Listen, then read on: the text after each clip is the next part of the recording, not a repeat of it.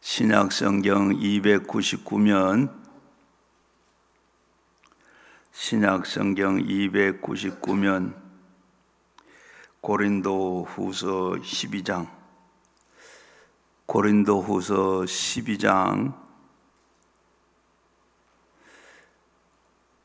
고린도후서 12장 1절부터 10절까지 한 목소리로 같이 읽겠습니다. 무익 하나마 내가 부득불 자랑하노니 주의 환상과 계시를 말하니라. 내가 그리스도 안에 있는 한 사람을 아노니 그는 14년 전에 셋째 하늘에 이끌려 간 자라. 그가 몸 안에 있었는지 몸 밖에 있었는지 나는 모르거니와 하나님은 아시느니라. 내가 이런 사람을 아노니 그가 몸 안에 있었는지 몸 밖에 있었는지 나는 모르거니와 하나님은 아시느니라. 그가 낙원을 이끌어 가서 말로 표현할 수 없는 말을 들었으니 사람이 가히 이르지 못할 말이로다. 내가 이런 사람을 위하여 자랑하였으나 나를 위하여는 약한 것을 외에 자랑하는 것이 아니니라. 내가 만일에 자랑하고자 하여도 어리석은 자가 되지 아니할 것은 내가 참말을 함이라. 이러나 누가 너를 보면 바와 같이 내게서 듣는 바와 지나치게 시작할까 두려워 그만두노라. 여러 계시를 받은 것이 지극히 크므로 너무 자만하지 않게 하시려고 내가 육체를 가시 곧 사탄의 가시를 주셨으니 이는 나를 치고쳐서 너무나 자만하지 않게 하려 하심이라. 이것은 내게서 떠나지 하게 하시고 위하여 내가 3번 주께 간구하였더니 나에게 이르시기를 내 은혜가 내게 족하도다. 이는 내 능력이 내 안에서 대하는데 온전하여짐이라 하신지라. 그러함으로 도리어 크게 기뻐함으로 나의 여러 약한 것들을 대하여 자랑하리니 이는 그리스도의 능력이 내게 머물게 하려 함이라. 그러므로 내가 그리스도를 위하여 약한 것들과 능력과 궁핍과 박해와 공고를 기뻐하노니 이는 곧 내가 약한 그 때의 강함이니라. 아멘. 오늘도 잘 오셨습니다. 오늘도 잘 오셔서 여러분들 다 편안하고 행복하고 건강하고 하나님 축복해 주실 줄로 믿습니다. 오늘 이 시간 우리 또 사도 바울이 고백한 것처럼 약할 때 강하게 되는 비결을 알아가기를 바랍니다. 오늘도 지난 여름은 참 유난히도 더웠고 그렇게 했었는데 이번 이제 또 겨울이 오는 것 같은데 이번 겨울은 너무 무척 추워질 것 같은 느낌이 들고 또 춥게 느껴질 겁니다. 평온함에 감사하려 그러면 폭풍을 당해봐야 평안함을 알 수가 있습니다. 그래서 일찍이 이 종교 지도자의 초대 교회 지도자였던 존 크리스돔은 이렇게 말했어요. 환란이 없으면 평안함이 없고 겨울이 없으면 여름이 없다고 했습니다. 참 어두움이 있어야 바로 그 찬란한 빛이 찬란함을 알게 되고 그래서 우리는 고난을 통해서 은혜를 깨닫게 되는 겁니다. 늘 평안만 하게 되면 은혜를 알 수가 없어요. 참 우리가 고통 중에 있을 때 은혜가 얼마나 참 은혜인지를 알게 됩니다. 우리가 현재 그래서 이 고난이 신앙을 잠재울 수로 아는데 그렇지 못합니다. 고통스러울수록 신앙은 더욱더 불꽃처럼 일어나게 되어 있습니다. 저 북한은 지금 이 북한 교회를 박해하고 수많은 기독교인들을 정치범으로 정신병자로 이렇게 몰아서 고통을 주고 있습니다. 그러나 북한이 문이 열리게 되면 이 하나님의 복음이 놀라운 역사가 일어나게 될 줄로 저는 확실하게 믿습니다. 왜냐하면 공산당이 지금 이 북은 공산당이 아니고 바로 김일성이 종교 나라입니다. 종교 집단이에요. 종교 집단인데 북한에서 보면 북한 우리가 성경을 그대로 가져가 가지고 하나님이 있는 그 자리에 김일성이가 앉아 있어요. 그리고 성경도 사실은 성경도 있는데 있고 찬송가도 있고 다 한데 오직 있는 게 바로 김일성이가 우상이 돼가지고 우리는 십계명이 있는데 거기에는 바로 이 북한은 공산당 십계강령이라는 게 있어요. 십계명을 그대로 가져가가지고 그대로 다 하나님 앉을 자리를 김일성이가 앉아가지고 그렇게 했어요. 그래서 통일이 되면 바로 김일성이 쏙 빠지면 성경 그대로 바로 하나님이 그대로 잘, 그리고 북한은 절대 복종하잖아요. 그래서 이 사람들은 그리고 하나님을 얼마나 잘 믿을 건가. 저는 그렇게 최근에 그렇게 느껴지고 그렇게 봐져요. 바로 이래서 공산당은 바로 그 어두움이 빛을 증명해 두시 밖에 속에서 그 복음의 위력이 그때는 나타나리라고 믿습니다. 그리고 그러면 첫 번째로 하나님 은혜를 체험하기 위해서 왜 우리에게 고난을 하나님께서 허락하셨는가? 하나님의 은혜를 체험하기 위해도록 하나님께서 우리에게 고난을 준다는 것. 자, 고난이 다가와야 하나님의 은혜를 체험할 수가 있습니다. 크게 느낄 수 있는 것은 어둠이 있어 봐야 빛의 증명이 됩니다. 바로 건강한 사람에게는 의사 선생님이 필요 없어요. 아파봐야 그때서 참 의사 선생님이 중요하고 귀하고 또 그리고 의학이 참 귀한 줄을 깨닫게 되는 겁니다. 고린도후서 4장 10절에 보게 되면 우리는 항상 예수의 죽음의 몸을 짊어짐은 예수의 생명이 또한 우리의 몸에 나타나게 하려 함이라. 예수님의 생명을 체험하기 위해서는 예수님이 죽은 우리의 그 죄와 불의와 또 추악과 저주와 절망의 그 세상 속에 있었기 때문에 우리가 거기에 건져주시는 예수님의 은혜를 우리가 체험할 수가 있게 되는 겁니다.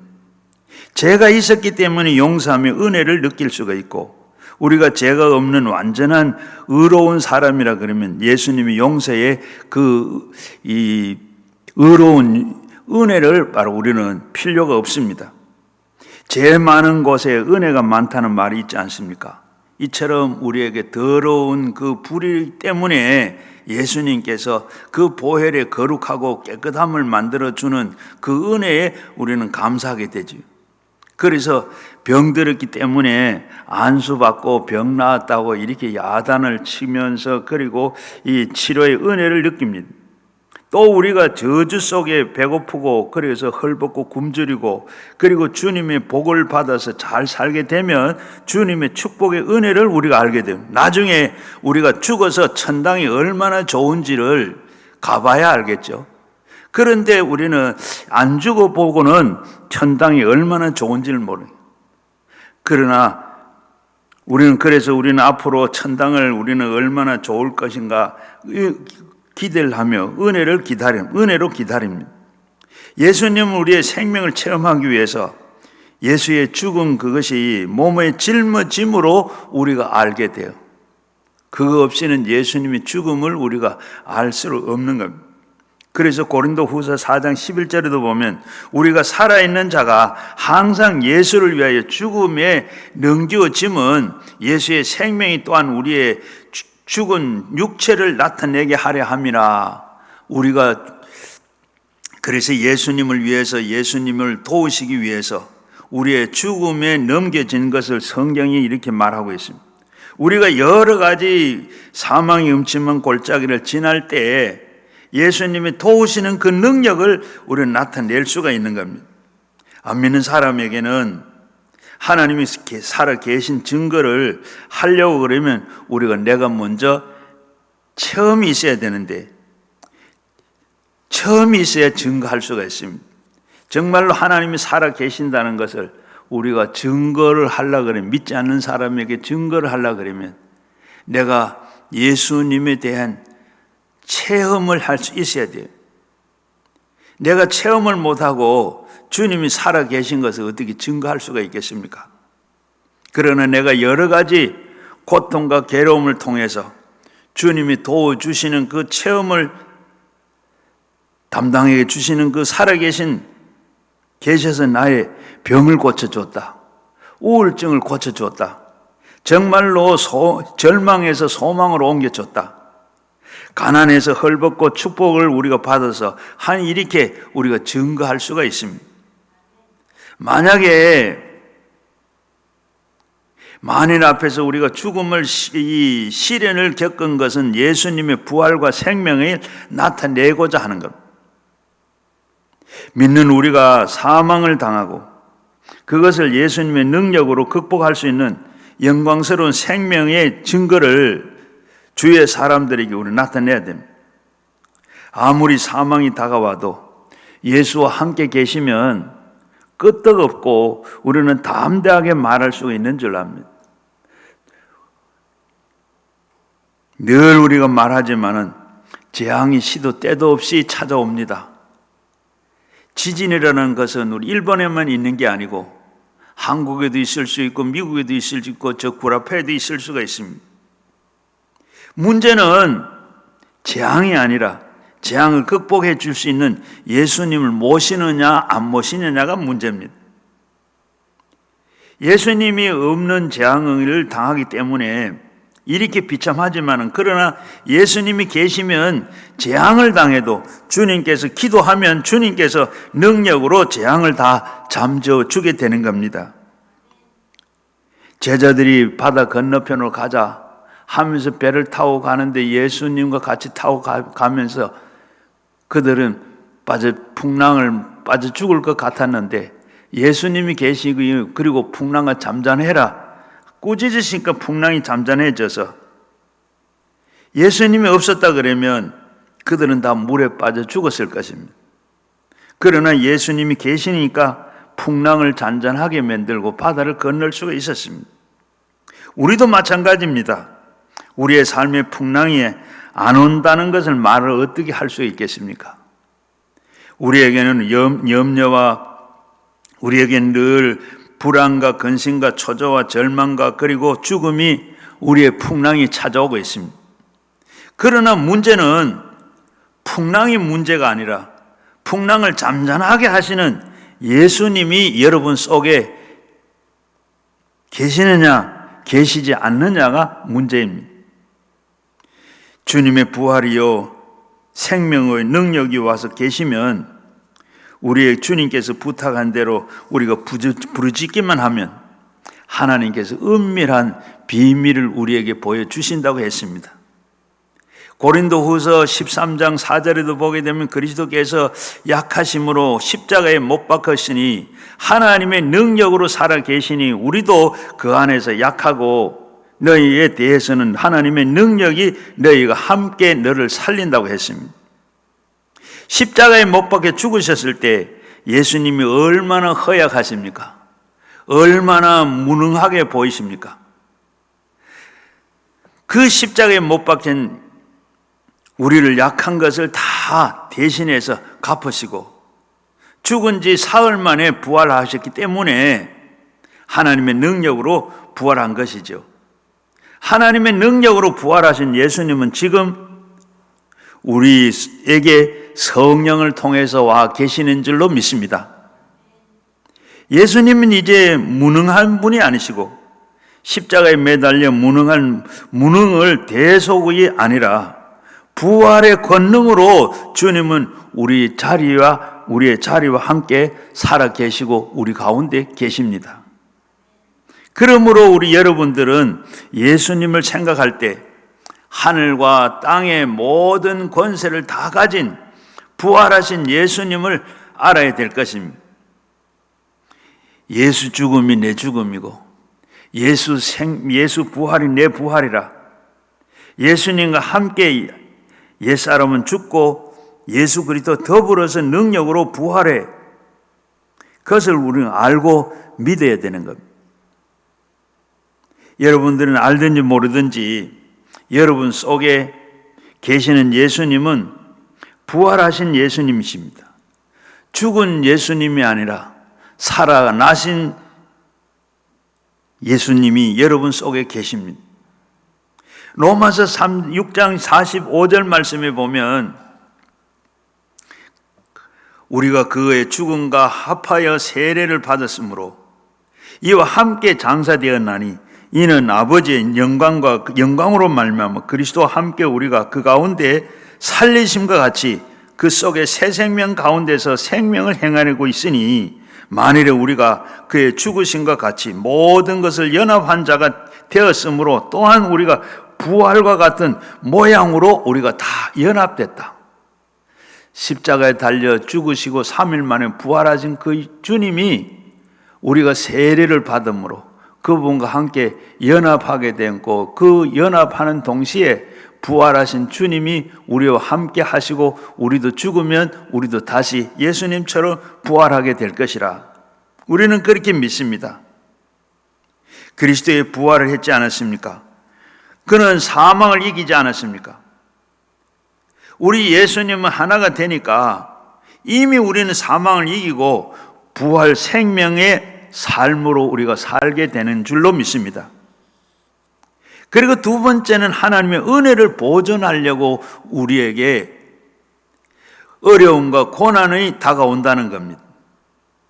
우리가 하나님의 은혜를 보존하기 위해서 우리 앞에 이런 어려움과 고난이 온다는 것. 하나님의 특별한 사명을 받은 사람들은 하나님께서 특별한 그에게 사명을 감당하기 위해서 은사를 주시는 겁니다. 부흥회를 하는 사람에게는 말을 잘할 수 있는 은사를 주십니다. 병을 고치는 사람에게는 하나님께서 병을 고칠 수 있는 은사를 주십니다. 방언을 하는 사람에게는 통역할 수 있는 은사를 주십니다. 하나님께서는 이렇게 특별히 하나님의 사역을 맡길 때 하나님께서는 은사를 우리에게 주시는 겁니다. 그런데 우리가 은사를 보존하기 위해서 기도를 많이 해야 됩니다. 하나님, 우리의 신앙을 우리가 참 유지하기 위해서는, 십자가의 신앙을 우리가 참 유지하기 위해서는 늘 우리는 기도해야 돼요. 또 우리가 특별한 헌신하고 하나님께 봉사하고 일하기 위해서 우리에게 하나님께서 내게 특별하게 주신 그 은사를 내가 잘 간직하고 할 수 있도록 하나님께 늘 기도해야 돼요. 하나님의 은사를 받고 난 다음에 기도를 안 하게 되면 잃어버리게 됩니다. 소멸하게 됩니다. 데살로니가전서 5장 16절, 17절, 18절에 보면 항상 기뻐하라, 쉬지 말고 기도해라, 범사에 감사해라. 그리고 그 다음에 따라오는 19절의 말씀을 성령을 소멸하지 마라. 우리가 그렇게 기뻐하고 살지 못하고 기도하지 못하고 살고 감사하지 못하고 사는 것은 성령이 소멸돼서 그래요.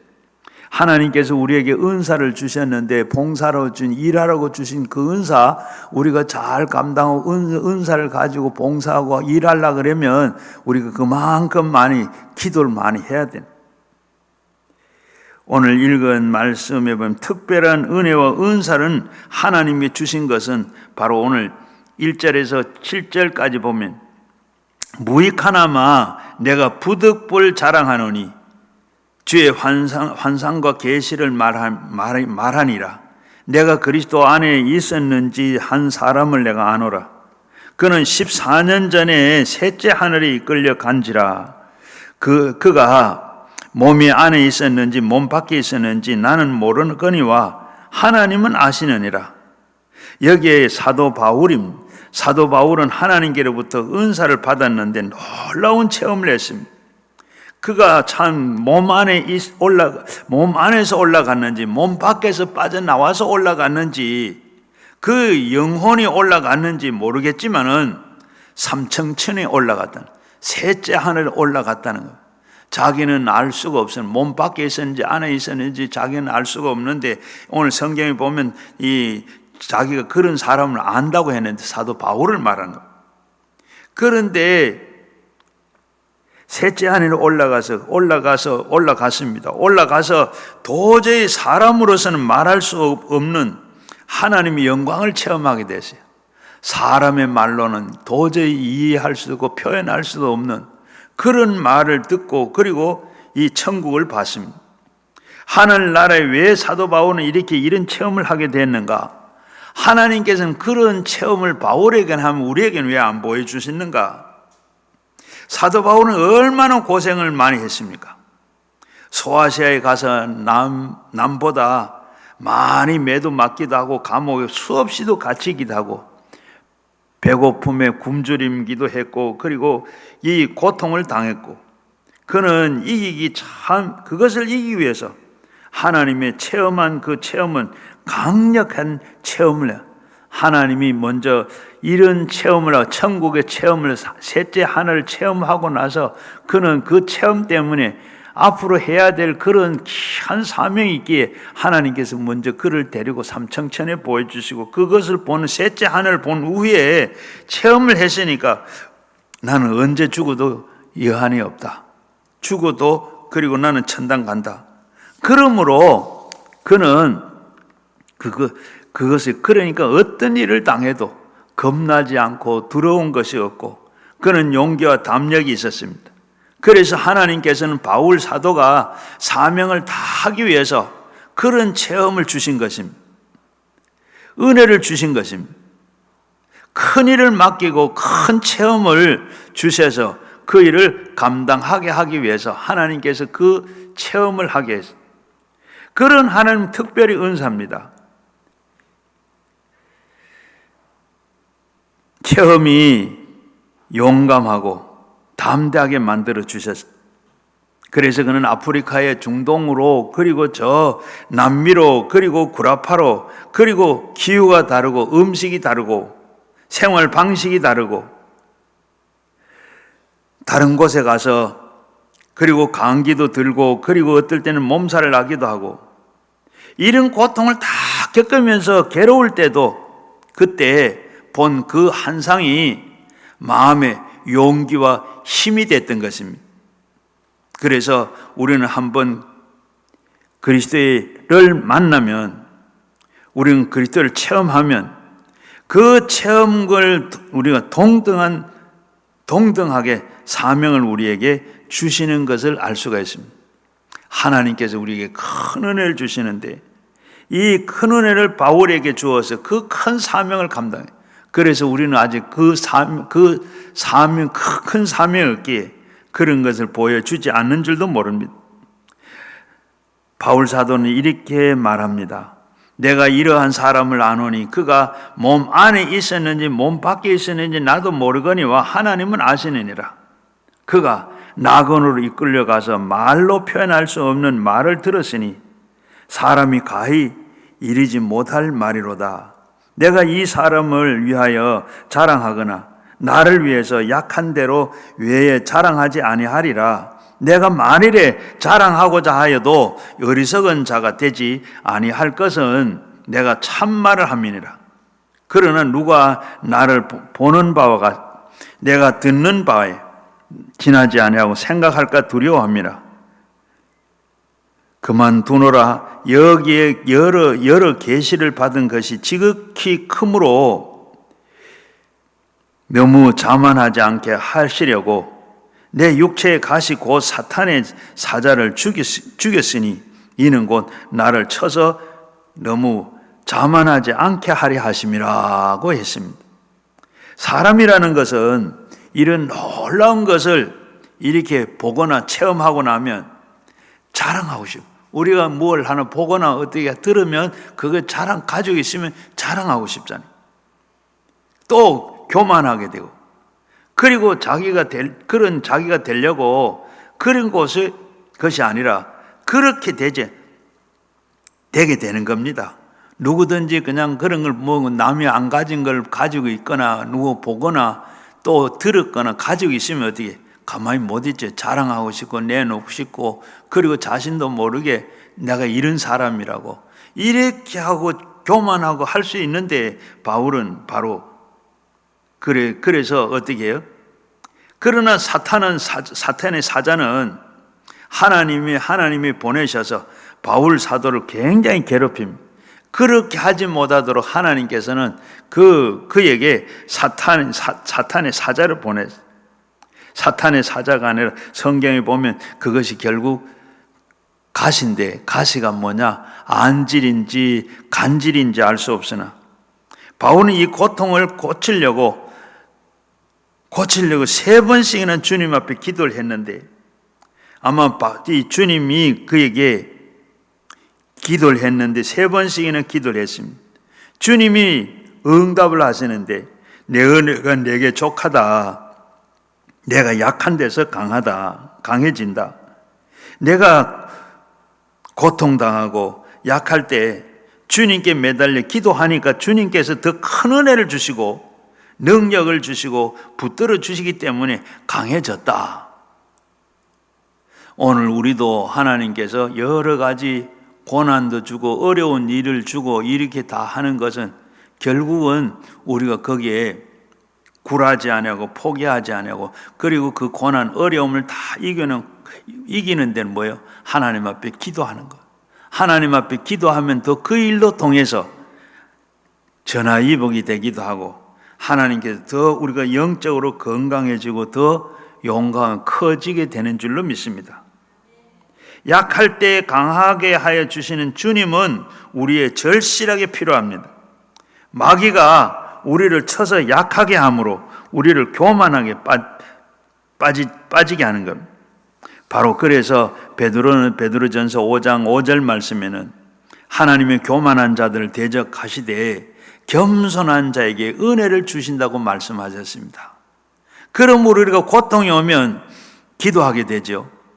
지금은 우리 나라를 위해서, 우리 민족을 위해서, 한국 교회를 위해서 어느 때보다 많이 기도해야 할 때인 줄로 믿습니다. 우리는 지금 느끼지를 못하고 그냥 좀 불안하다 하는 그런 생각을 하는데 외국에서는 지금 한국에 지금 전쟁 난다고 지금 난리. 아마 외국에 자녀 가족이 나가 있는 사람들은 늘 걱정하는 게 전화도 하루에도 몇 번 괜찮냐고 전화 오는 그런 가족들 많이 있을 겁니다. 이는 우리가 지금 그러한 때 지금 우리가 기도할 때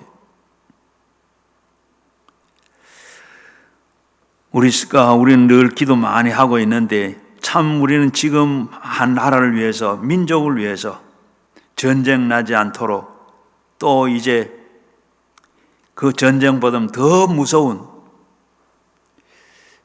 포괄적 차별금지법 이거 만들어지지 못하도록 우리가 기도해야 되고 나라를 위해서 기도해요. 한국 교회를 위해서 기도해야 우리는 기도해야 돼요.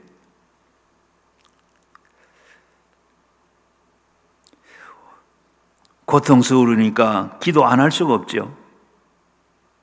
예수 믿는 성도들이 기도를 많이 하는데 이 고통스러운 거 알면 기도 안 할 수가 없습니다. 하나님의 도움을 구하지 아니할 수가 없습니다. 배고픈 사람이 밥 달라고 구하지 않습니까? 배부른 사람은 밥 달라고 구하지 않죠.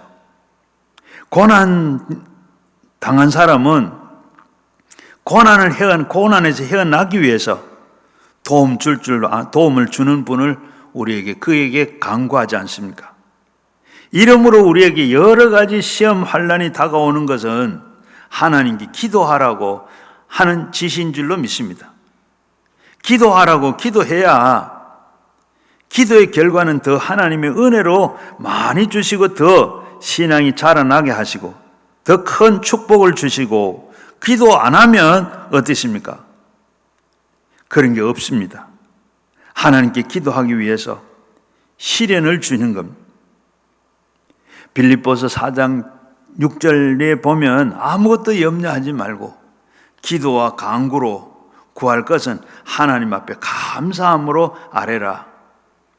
우리가 하나님에게 얼마나 사랑하는지 아무도 염려하지 마라 그랬습니다. 염려를 많이 우리는 하지 않습니까? 무엇을 먹을까 마실까 입을까 염려하죠. 어디가 살까 어떻게 살까 오늘은 또 이렇게 살아야 되나 저렇게 이런 일이 날라는가 저런 일이 날라는가 우리는 염려 많이 하지 않습니까? 염려를 많이 하는데 하나님 편에는 서는 말씀하시기를 아무것도 염려하지 말라 그랬습니다.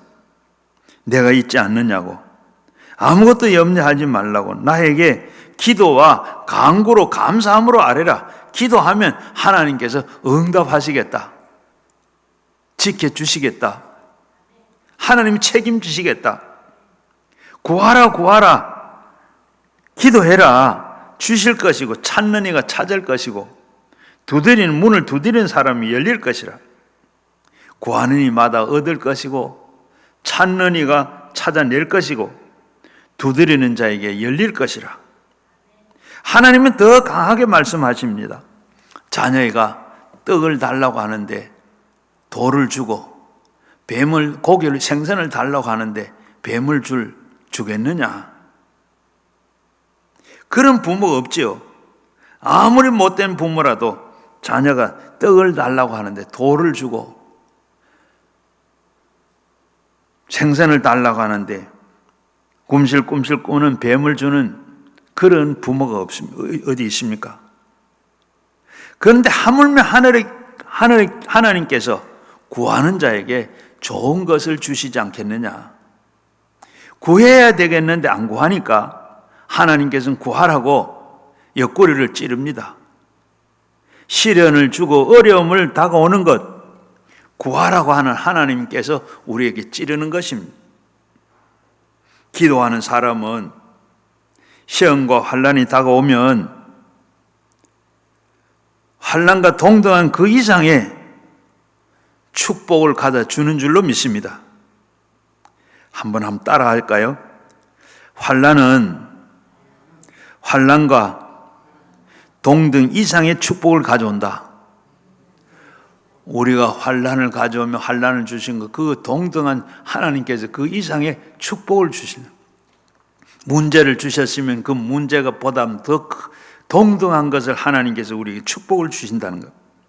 그럼 우리는 사나 죽으나 하나님만 의지하면 하나님께서 우리를 다 책임져 주시는 줄로 믿습니다. 히브리서 12장 2절에 보면 믿음의 주여 또 온전케 하시는 이로 예수님을 바라보자. 그는 그 앞에 있는 기쁨을 위하여 십자가를 참으사 부끄러운 물 개의치 아니하시더니 하나님 보좌 우편에 앉으셨느니라. 로마서 14장 8절에도 보면 우리가 살아도 주를 위하여 살고 죽어도 주를 위하여 사나니 그러므로 사나 죽으나 우리는 주의 것이다. 사나 죽으나 모든 게 주의 것이라 그랬습니다. 살아도 주의 것이고 죽어도 주의 것이고, 그러니 주님이 살았을 때만 우리는 주시고 죽으면 안 돌봐주시는 분이 아니시라. 주님은 바로 사나 죽으나 우리와 같이 계셔서 돌봐주신다는 겁니다. 오늘 9절 10절 말씀에 나에게 이르시되 내 은혜가 내게 족하도다. 이는 내 은혜가 내 약한 데서 온전해짐이라 하신지라. 그러므로 도리어 크게 기뻐함으로 나의 여러 약한 것에 대하여 자랑하느니라. 이는 그리스도와 능력이 내게 머물게 하려 함이라. 그러므로 내가 그리스도를 위하여 약한 것을 바로 능력과 궁핍과 박해와 곤고를 기뻐하노니 이는 내가 약한 데서 강함이라. 사도 바울은 너무나도 위대한 계시를 받았습니다. 기독교의 복음은 바울이 받게 된 이 계시로 말미암아 기초를 확고히 온 천하의 만국에 전파를 했습니다. 바울은 하나님께서 받은 이 근원적인 기독교 계시가 없었으면 오늘 신약 성경이 존재를 하지 않았을 것입니다. 기독교의 신앙이라는 것은 오늘날처럼 이렇게 존재하지도 않았을 것입니다. 그만큼 위대한 계시를 받았습니다. 때문에 사람인 이상 자랑하고 교만하고 스스로 높아질 수가 있습니다. 그래서 하나님께서는 그의 사탄 가시를 바울에게 쳐서 너무 자고하지 않게 하기 위해서 라고 말씀을 하고 계시는데, 바울로 하여금 겸손하게 하기 위해서 육체의 가시, 곧 사탄, 내 사자 안질과 이 간질인지 모르나 바울은 그걸 가지고 칩니다. 그래서 바울은 너무 이것 때문에 자기의 몸에서 떠나게 하기 위해서 3번씩이나 이렇게 기도를 해요. 기도를 했는데 바울은 간절히 아마 기도했다고 생각합니다. 오다가 가다가 그저 기도해야 되니까 아프니까 이거 좀 고쳐주세요.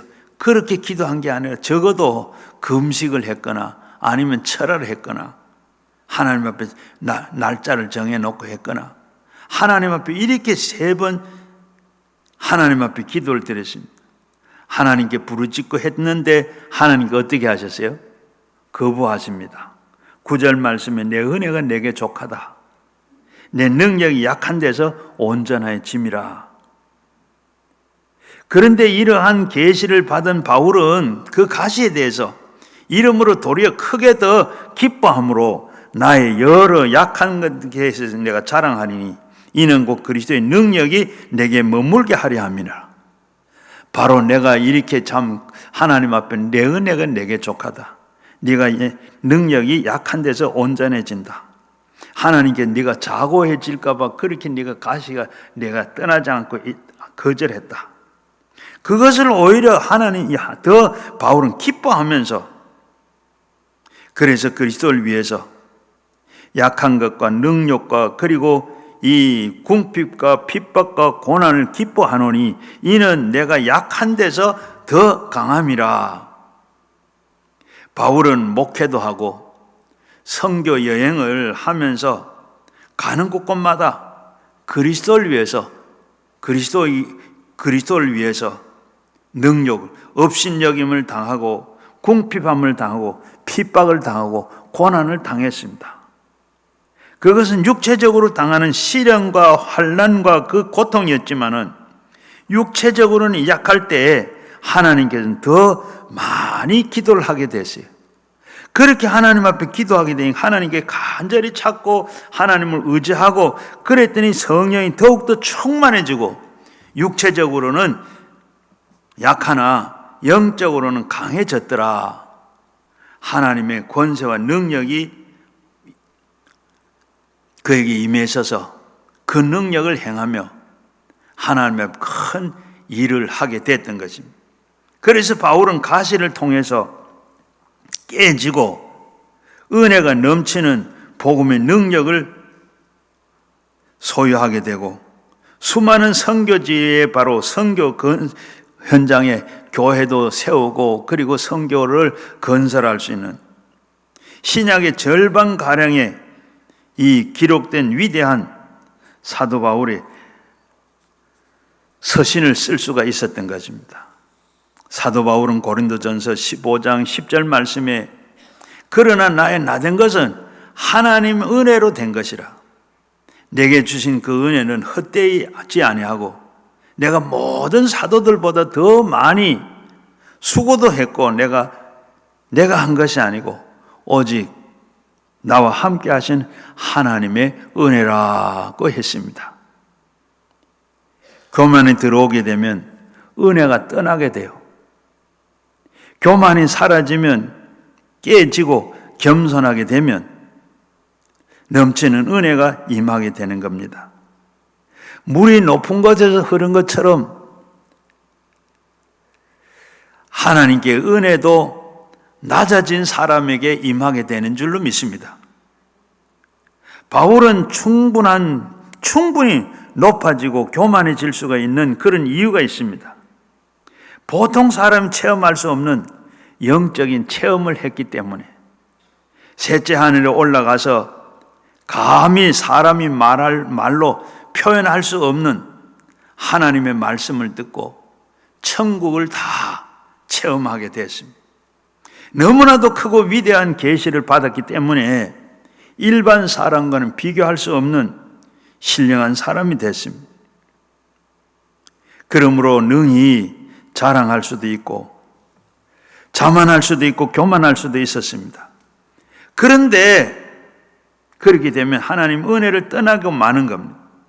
때문에 하나님께서는 바울에게 육체의 가시를 주어서 끊임없이 괴롭히고 또 그리고 얼마나 허약하고 무능력하고 무기력하게 뭘 깨닫게 해서 하나님만 의지하는 사람으로 이렇게 만들었던 겁니다. 겸비한 마음을 유지하도록 주님께서 그렇게 역사한 것입니다. 그러나 약한 자가 하나님께 부르짖으면 하나님께서는 강하게 만들어 주시는 겁니다. 내가 약할 때, 그때가 나를 강하게 하는 때라. 내가 약할 때 강함이라. 내가 할 수 있다. 나는 할 수 있다.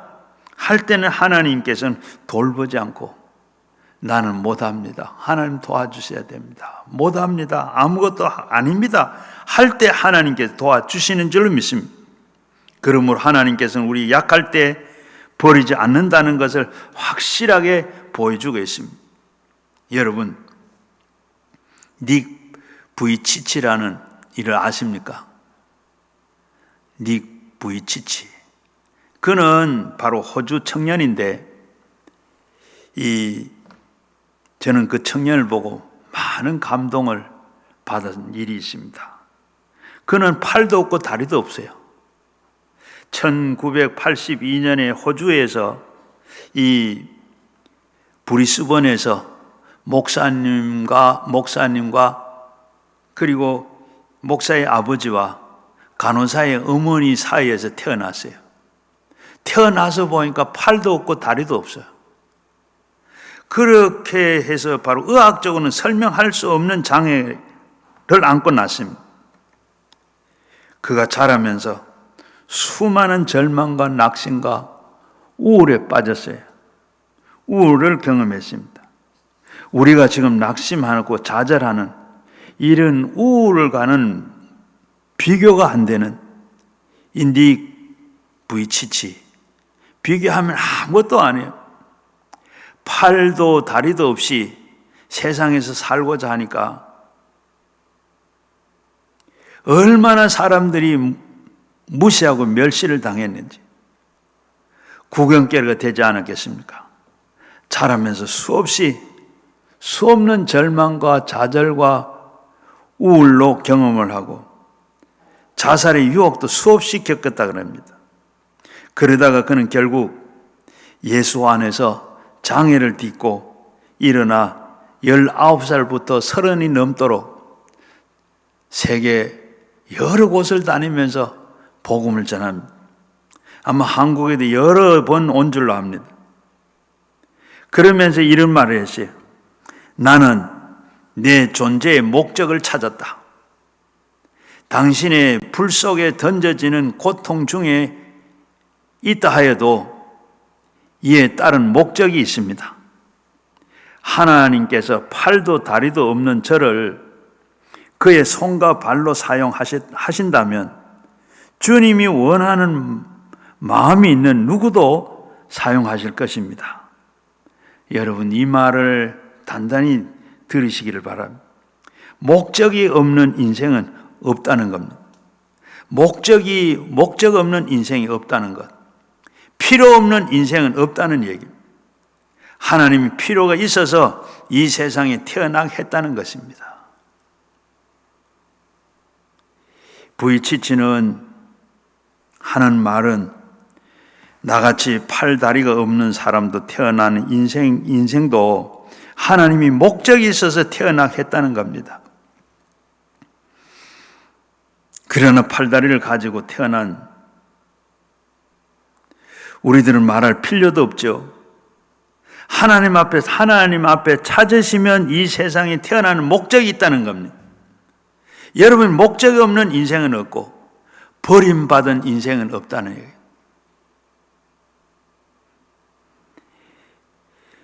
니 부이치치는 작년에 연세대의 세브란스에 오셔가 강연회를 했어요. 그런데 강연회 장에 환자 중에 사고를 당해서 다리도 골반이 완전히 장애를 입고 크게 낙심한 소년이 있었는데 그 소년을 보고 더 큰 일을 해내려고 사고를 당한 거야. 더 큰 일을 해내려고 사고를 당한 거라. 그걸 믿고 절대로 포기하면 안 돼. 형처럼 포기하지 마라. 더 큰 일을 시키려고 내가 사고를 당했다. 그래서 더 큰 하나님의 부르심을 받게 하기 위해서다. 지금 이렇게 완전히 사고를 당해가지고 골반과 다리를 다쳐서 못 쓰게 된 장애자가 돼가지고 있는 그 소년에게 이런 말을 했어요. 더 큰 일을 해내라고 사고를 당한 거다. 그리스도 안에 들어오면 하나님은 여러분께서 다 계획하고 목적하는 것을 목적이 있습니다. 아무도 쓸모없는 인생이 없습니다. 사람이 하나님께서 주신 목적을 다 찾지 아니하고 낙심하고 좌절하는 스스로 자기를 버린 사람들이 많이 있습니다. 그러므로 우리 인생은 비참하게 만들고 있습니다. 이 닉 부이치는 이런 비영리 재단에 사지가 없는 삶이라는 홈페이지를 만들어 놨어요. 거기다 성경 구절에 이렇게 써 있습니다. 여호와의 말씀이니라 너희를 향해서 나의 생각을 내가 아나니 평안이 아니요 재앙이 아니라 너희는 미래의 희망을 주는 것이라. 예레미야 29장 11절.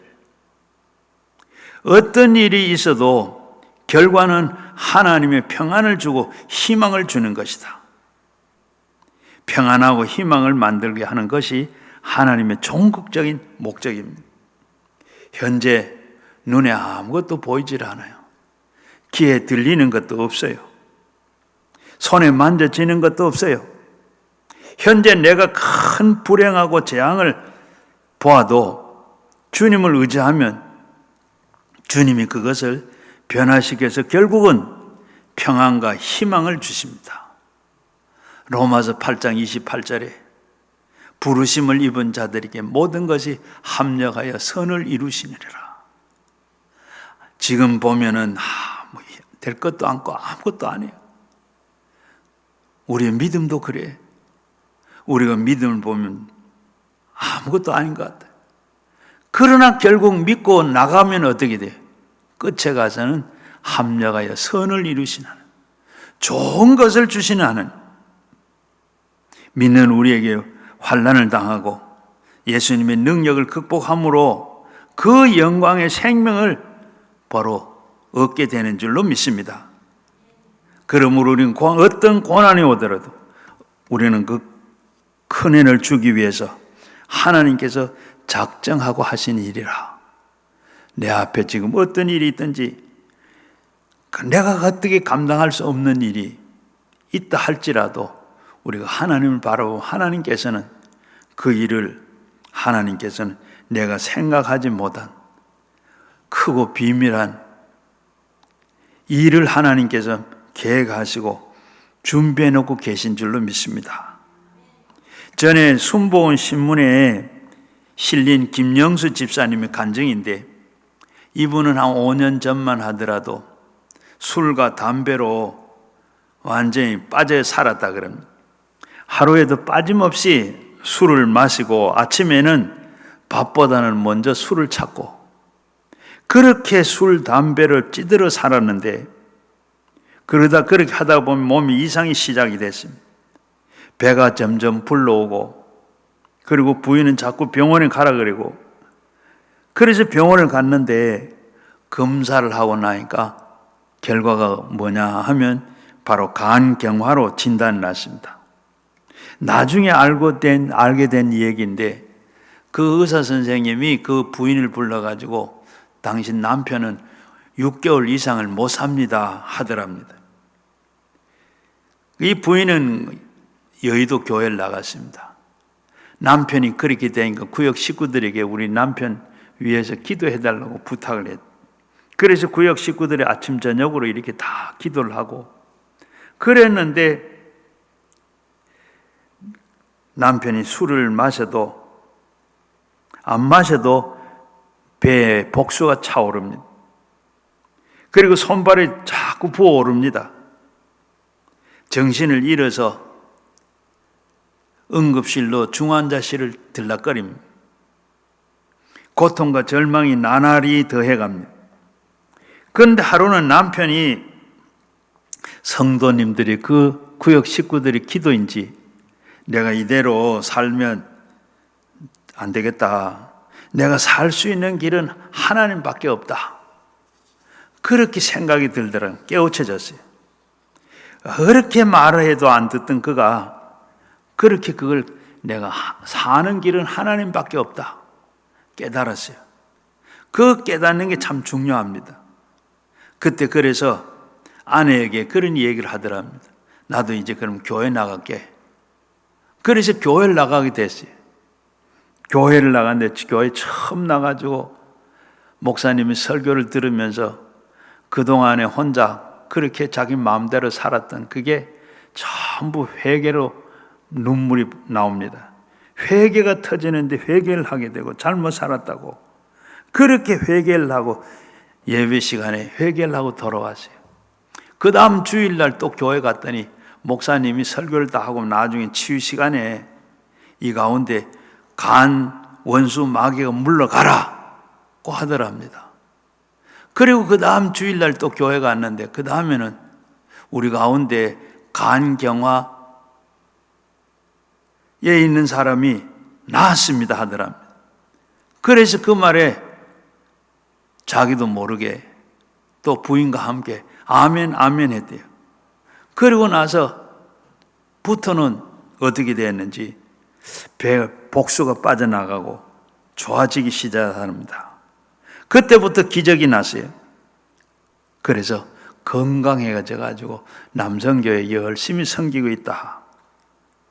6개월을 산다고 했던 그 사람이 하나님이 고쳐준 겁니다. 이분의 질병이 바로 불행이 아니라 그 간경화에 걸렸기 때문에 그는 살게 된 겁니다. 그러므로 우리는 병이 예수님께 돌아오면 하나님이 복을 만들어 주시는 줄로 믿습니다. 재앙이나 환난에는 문제가 아니라 재앙이나 환난이 잠잠케 하시는 하나님이 계신다는 것을 우리는 알아야 돼요. 오늘 우리에게 가장 필요한 것은 뭡니까? 예수님입니다. 물론 무엇을 먹을까 마실까 입을까 염려하고 우리가 하는데 어디가 살까 하는 것도 문제인데 그러나 그보다도 더 우리는 예수 만나고 예수님은 한번 우리에게 들어오시면 영구히 떠나지 아니하고 버리지 아니하시고 함께 하십니다. 믿는 우리에게 고난에 예수님은 능력으로 극복하면 영광스러운 생명을 증거로 우리에게 생명 주시는 줄로 믿습니다. 바로 그분은 우리에게 오시면 우리에게 생명 주세요.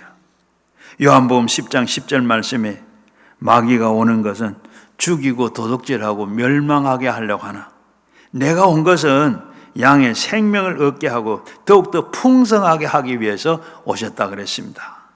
그래서 우리는 그분 모시고 나면 내 생명이 그리고 내 삶이 더욱더 풍성하게 되는 줄로 믿습니다. 여러분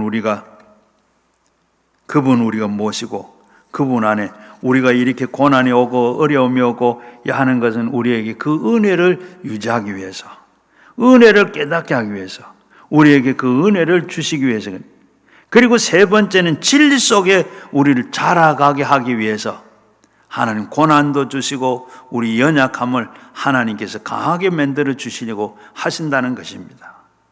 바로 사랑하는 자여 내 영혼이 잘되고 범사가 잘되고 내가 강건하기를 원한다. 우리가 다 살기 위해서는 진리를 붙잡아야 되고 그리고 진리 속에 우리가 자라가기 위해서 우리 연약함을 하나님 연약함으로 우리를 몰아넣는 줄로 믿습니다.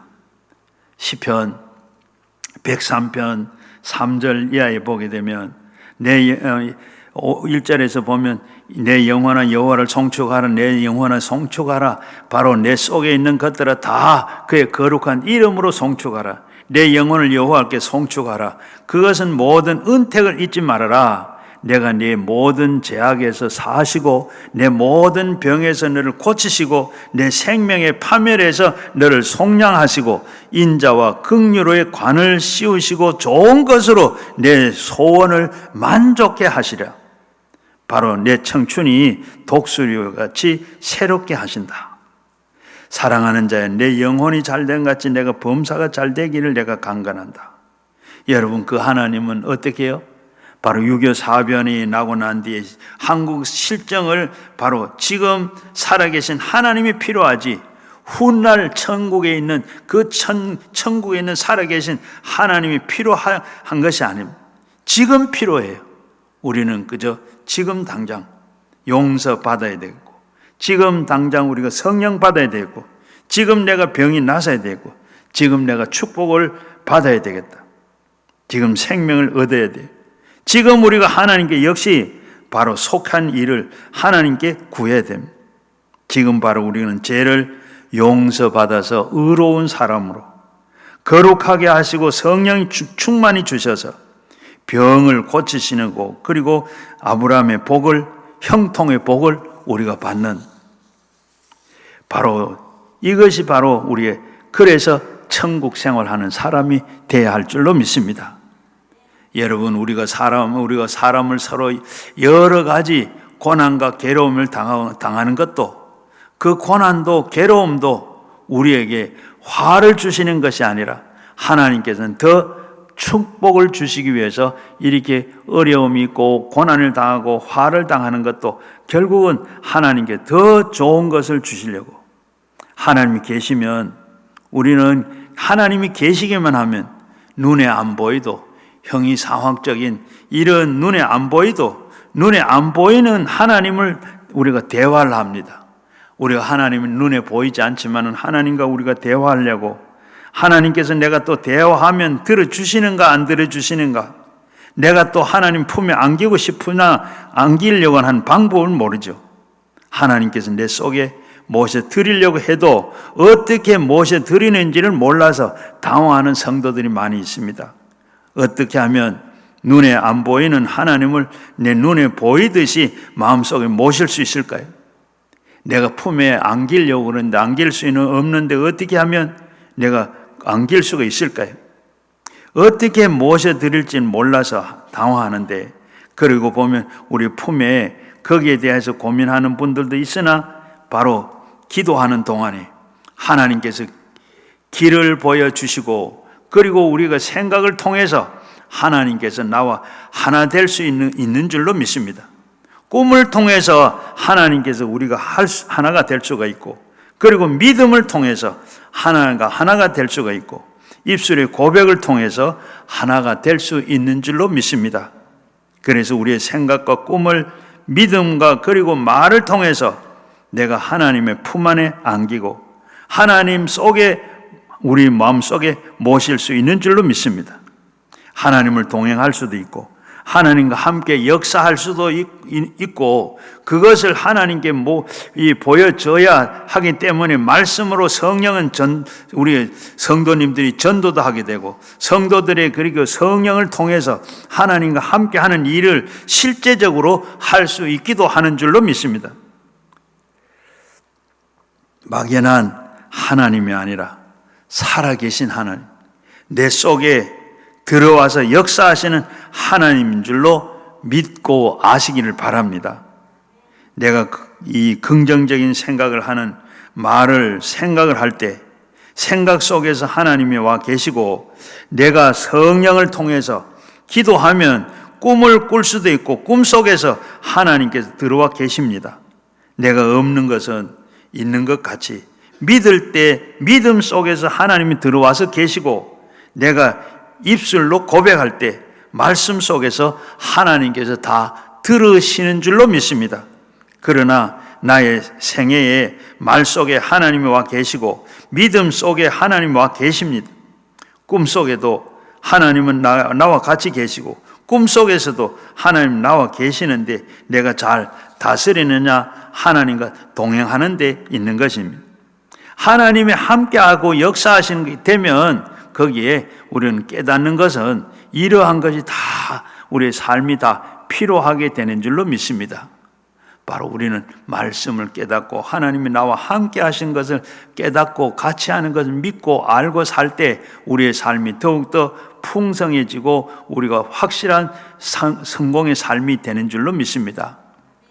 바로 한 선교사가 아프리카에서 선교를 하다가 원주민들과 함께 강을 건너게 됐어요. 그런데 강을 건너려고 하니까 원주민들이 선교사님이 크다란 돌을 하나 주면서 이걸 꼭 끌어안고 놓지 말고 강을 건너야 됩니다. 그래서 선교사님 그걸 돌을 안고 무거운 돌을 안고 가면서 왜 이 돌을 와 나를 안고 하라. 자기들은 그 돌을 머리에 이기도 하고 등에 매기도 하고 끌어안기도 하면서 이렇게 강을 건너가요. 그렇게 건너가면서 선교사는 생각, 왜 돌을 나한테 이렇게 무거운 돌을 안고 가라 하는가. 그리고 건너가다가 보니까 강을 건너는데 점점점 깊이 들어가는데 저 가운데는 물살이 얼마나 센지 이 돌이 없었던 물에 떠내려갈 것 같더래요. 그런데 돌을 끌어안고 가니까 그냥 떠내려가지 않고 무사히 강을 건널 수가 있었더라 하는 얘기입니다. 우리의 인생을 살면서 여러 가지 무거운 짐이 하나님께서 우리에게 허락하신 것입니다. 그 짐을 짊어져야 시련을 이길 수 있기 때문에 짐을 걸머지고 메고 가게 하는 거예요. 왜냐하면 짐이 있으니까 우리가 기도하죠. 기도해야 우리가 사는 겁니다. 바로 기도하면 하나님께서 능력을 얻을 수 있잖아요. 하나님의 능력이 있으면 그 어려움이 이기고 나갈 수가 있는 줄로 믿습니다. 그리고 기도하고 영적으로 살게 하게 하는 줄로 믿습니다. 그래서 우리는 시험 환난을 다 우리가 그렇게 기도하고 깨어서 영적으로 살 때 이기게 되는 줄로 믿습니다. 이 세상에 시련과 환난이 고통이 다가와도 우리 그 사람이 낡아져도 그를 통해서 반대극부로 속사람은 바로 믿음, 소망, 사랑 이 세 가지는 항상 있을 것인데 우리가 그렇게 더 큰 은혜를 받고 자라게 되는 줄로 믿습니다.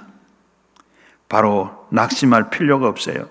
세상에서 시련과 고난을 당한다 할지라도 우리의 영혼은 하늘나라에 더 영광스러운 하나님의 백성으로 성장하게 되는 줄로 믿습니다. 믿음, 소망, 사랑 이 세 가지는 항상 있을 것인데 그 중에 제일은 사랑이라. 사랑도 시련도 환난을 통해서 우리에게 자라게 되는 줄로 믿습니다. 우리가 환난을 당하고 어려움을 당하고 이 모든 것을 다 이겨야 우리가 이기게 하기 위해서 하나님께서 우리에게 주셨는데 우리 바울이 큰 은혜를 받고 내가 가시를 주었는데 자고하지 않게 해서 교만하지 않게 해서 믿음을 지키고 하나님 그 믿음 잊지 말라고 준 줄로 믿어서 바울은 감사하다 그러면서 더욱더 하나님을 의지하고 기도하고 할 때 그때가 가장 약하게 한 것이 강하게 하게 합니다. 하나님께서 우리에게 고난을 주고 어려움 준 것 하나님께 믿음 이기게 하기 위해서 믿음 가지게 하기 위해서 승리하게 하는 삶을 살게 하기 위해서 하나님께서 우리에게 여러 가지 어려움과 믿음을 주었다는 것 사도 바울이 이긴 것 같이 여러분도 바울과 같이 모든 시험, 환난, 어려움 다 이겨서 승리하는 여러분 되시기를 주의 이름으로 축원합니다. 우리 같이 기도하겠습니다. 가지고 나온 말씀과 가지고 나온 기도 제목 가지고 우리 주의 세 분하고 함께 기도하겠습니다. 주여 주여